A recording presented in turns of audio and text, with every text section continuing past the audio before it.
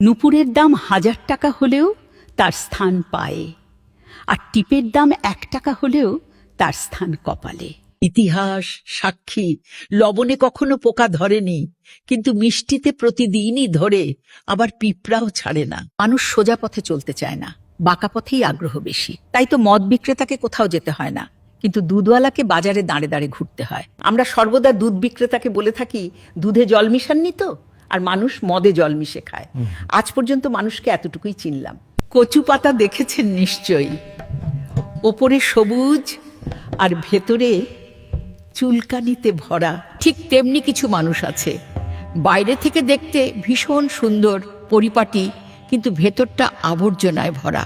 সাপ দুধ খেয়ে বিষ উগরে দেয়, আর গরু ঘাস খেয়েও দুধ দেয়। সুতরাং দোষটা খাবারের নয়, পার্থক্যটা স্বভাবের কাজে। নিজের যোগ্যতা নিয়ে কখনো অহংকার করবেন না। মনে রাখবেন, পাথর কিন্তু নিজের ওজনের জন্যই জলে ডুবে যায় যারা। কি আজব দুনিয়া জানেন! যার চোখে ঘুম আসে তার কাছে ভালো বিছানা নেই, আর যার কাছে ভালো বিছানা আছে তার চোখে ঘুম নেই। যার মনে দয়া আছে তার কাছে দেয়ার মতো কিচ্ছু নেই, আর যার কাছে দেয়ার অনেক কিছু আছে তার দেওয়ার মতো মনটাই নেই।